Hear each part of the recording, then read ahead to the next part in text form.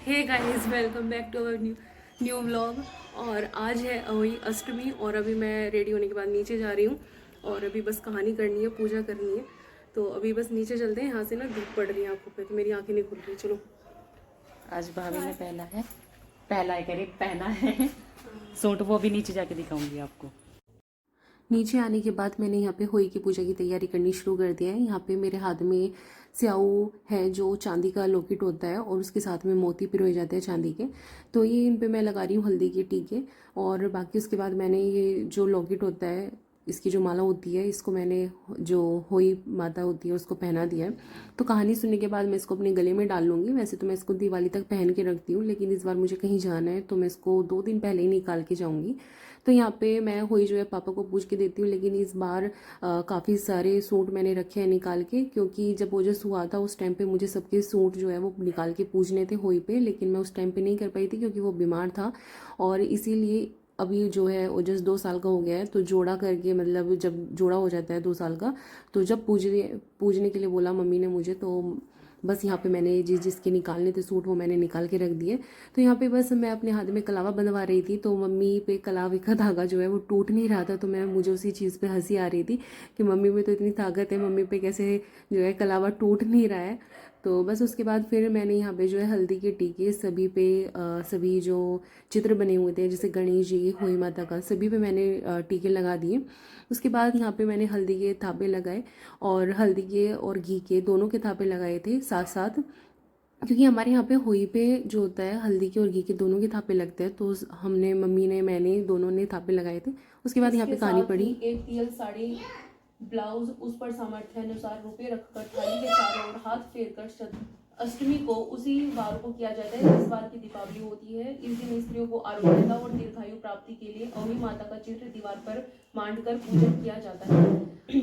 एक नगर में एक साहूकार रहता था, उसके 7 लड़के थे। एक दिन उसकी स्त्री खदान में मिट्टी खोदने के लिए गई और जो ही उसने जाकर वहां कुदाली मारी, त्यों ही सेही के बच्चे कुदाल की चोट से सदा के लिए सो गए। इसके बाद उसने कुदाल को स्याहू के खून से सना देखा तो उसे सेह के बच्चे मर जाने का बड़ा दुख हुआ, परंतु वह विवश थी क्योंकि यह काम उससे अनजाने में हो गया था।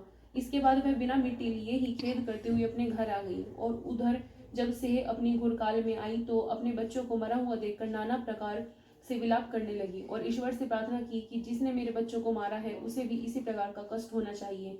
तत्पश्चात सेह के श्राप से सेठानी के 7 लड़के एक ही साल के अंदर समाप्त हो गए, अर्थात मर गए। इस प्रकार अपने बच्चों को असमय काल के मुंह में समाये जाने पर सेठ सेठानी इतने दुखी हुए कि उन्होंने किसी तीर्थ पर जाकर अपने प्राण गंवा देने का उचित समझा। इसके बाद वे घर छोड़कर पैदल ही किसी तीर्थ की ओर चल दिए और खाने की ओर कोई ध्यान न देकर, जब तक इनमें कुछ भी शक्ति और साहस रहा तब तक वे चलते ही रहे और पूर्णतः अशक्त हो गए तो अंत में मूर्छित होकर गिर पड़े। उनकी दशा देखकर भगवान करुणा सागर ने उनको मृत्यु से बचाने के लिए उनको पापों का अंत किया और इसी अवसर में आकाशवाणी हुई कि हे सेठ सेठानी, तेरे से मिट्टी खोदते समय ध्यान न देकर सेह के बच्चों को मार दिया था, इसके कारण तुम्हें अपने बच्चों को दुख देखना पड़ा। यदि अब पुनः घर जाकर तुम मन लगाकर गौ की सेवा करोगे तो अहोई माता अजगता देवी का विधि विधान से व्रत आरंभ कर प्राणियों पर दया रखते हुए स्वप्न में भी किसी को कष्ट नहीं दोगे तो उन्हें भगवान की कृपा से पुनः संतान का सुख प्राप्त होगा। इस प्रकार आकाशवाणी को सुनकर सेठ सेठानी कुछ आशान्वित हो गए और भगवती देवी का स्मरण करते हुए घर को चले आए। इसके बाद श्रद्धा भक्ति से न केवल अहोई माता के व्रत अपितु गौ माता की सेवा करना भी आरंभ कर दिया तथा जीवों पर दया भाव रखते हुए क्रोध और द्वेष का सर्वदा परित्याग कर दिया। ऐसे करने के पश्चात भगवान की कृपा से वे सेठ सेठानी 7 पुत्रों वाले होकर अगणित पौत्र सहित संसार में नाना प्रकार के सुखों को भोगकर स्वर्ग चले गए। इससे शिक्षा मिलती है कि बहुत सोच विचार के बाद भली प्रकार निरीक्षण करने पे ही कार्य का आरंभ करो और अनजाने में किसी भी प्राणी की हिंसा मत करो। गौ माता की सेवा के साथ साथ अहोई माता अजगमा देवी भगवती की पूजा करें। ऐसा करने पर अवश्य संतान के सुख के साथ साथ संपत्ति सुख मिलता है। बोलो अहोई माता की जय हो।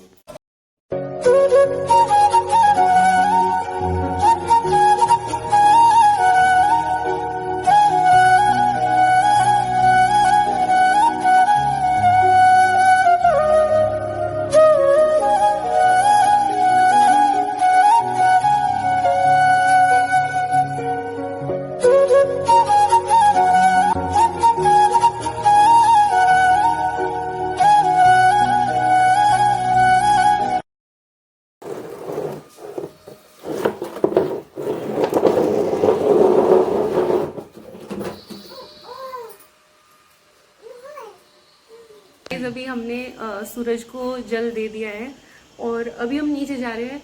और कहानी हमारी बहुत लेट हुई है और करवा चौथ से भी ज़्यादा इस बार हालत ख़राब है होई पे, क्योंकि गला सूखा जा रहा है। होई पे उस पे करवा चौथ पे तो फिर भी सुबह को सरगी के टाइम पे चाय पानी पी लिया था, पानी नहीं चाय ले ली थी, लेकिन इस बार तो बहुत बुरी हालत है। और अभी बस नीचे चलते हैं और जाके चाय पियेंगे और फिर उसके बाद करेंगे आगे की तैयारी, और जिसको थोड़ी देर आराम कराऊंगी, फिर शाम की तैयारी होएगी। तो अभी बजे हैं शाम के 6 और मैं लग गई यहाँ पे रात का खाना बनाने के लिए। तो मैंने आज सोचा कि छोले भटूरे बना दिए जाए, क्योंकि वर्षा दी का बहुत दिनों से मन कर रहा था। तो शादी जो है बिल्कुल सर पे आ चुकी है, तो मैंने सोचा कि उनके जाने से पहले एक बार उनकी फरमाइश जो है वो पूरी कर दी जाए। तो यहाँ पे मैंने छोलों का मसाला बिल्कुल तैयार कर लिया है और छोले उबालते टाइम मैंने उसमें थोड़ी सी चाय पत्ती का पानी डाला था और थोड़ा सा सूखा आंवला डाल दिया था, तो इसलिए इनका रंग जो है वो काला हो गया। और सच में मतलब छोले जो है ना वो इतने ज़्यादा टेस्टी बने थे कि मतलब आज भी उसके बारे में सोचती हूँ तो मेरे मुंह में पानी आ जाता है। तो यहाँ पे खीर तो बना नहीं सकती थी, क्योंकि होली वाले दिन दूध दही वगैरह लेते नहीं है, तो यहाँ पे इसलिए हलवा बनाया था। तो ये यहाँ पे है, इसके साथ में भटूरे ये बन रहे हैं, गर्मा गर्म भटूरे फूले फूले। तो सारे भटूरे इतने अच्छे बने थे, इतने सॉफ्ट बने थे।